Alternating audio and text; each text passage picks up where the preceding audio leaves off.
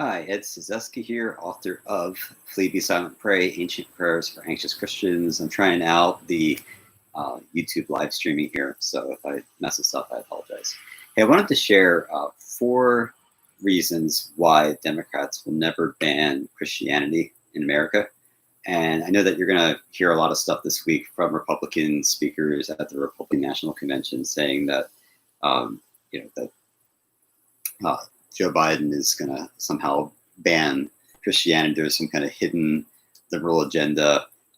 So I wanted to share a little bit of my experience growing up as a Republican and evangelical. I was steeped in this stuff.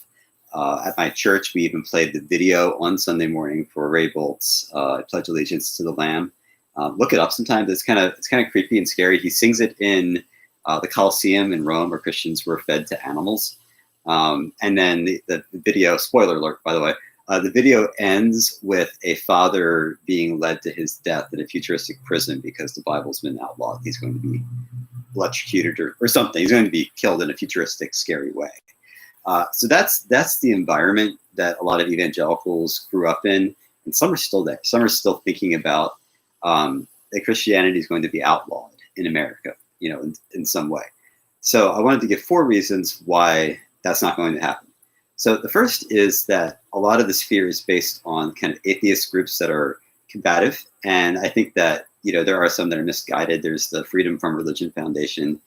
There's all the lawsuits about Christians wearing t-shirts in schools. So this isn't like a concerted democratic, movement to ban something. It's just a group that's bitter or angry. And generally it's kind of get off my lawn thinking. It's people who don't want Christian beliefs imposed on them. They don't want tax dollars going to Christian groups. So if anything, that they're not trying to ban the Bible, they're trying to ban what they think is kind of, Christianity kind of encroaching into the public sphere in ways that makes America a Christian nation and doesn't represent them and their values. So a lot of that is misguided, I think, but I can understand where they're coming from. And it's not a concerted democratic effort to ban Christianity. It's just people saying, get off my lawn with your Christianity.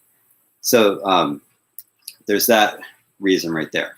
The next reason is that Democrats had their chance. They've had, Bill Clinton, Barack Obama, and I was a Christian, evangelical Christian during both those presidencies. They didn't do it. They didn't ban Christianity, and they didn't. They had a lot of power and influence, and yet that was never part of their platform. So they had Democratic presidents recently. They haven't done that. The next thing is that a lot of Democrats are Christians.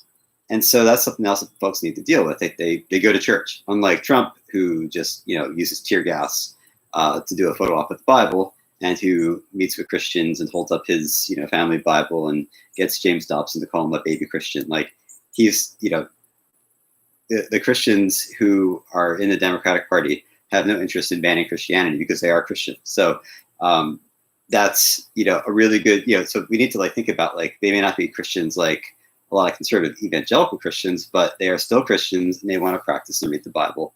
I go to an Episcopal church now and we read the Bible, every Sunday. There's no interest in banning it. A lot of people there vote for Democrats. Finally, and this is kind of the most convincing thing for me, is that politicians, whether they're Republican or Democrat, like power. They like influence. And a losing strategy for people who want power is to ban the Bible, to ban Christianity. That will never work in America. Even if Christianity went down to a small, smaller segment of the population, it would still be a significant electorate that you wouldn't want to alienate. And even if, you did try to even if Christians became a small part of the population, there'd still be enough people who would have sympathy for them. And so it doesn't make sense for any party that wants to exercise power in America to ban Christianity. So it feels ridiculous that I have to even say all this, but that is a talking point. That is a fear. There's a lot of fear for Christians. There's fear that social media is going to start banning Christianity. They're not going to, because they want the most users possible. They want content and data. Politicians want our votes. They want influence.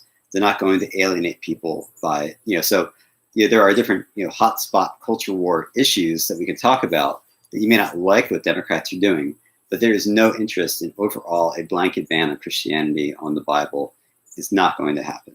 So yes, they may fight for gay marriage in America, but they're not going to force Christians to, stop reading the Bible. Never going to happen. You don't have to worry about it. End of story. So thanks for tuning in. Ed Suzeski, author of Flee, Be Silent, Pray, Ancient Prayers for Anxious Christians.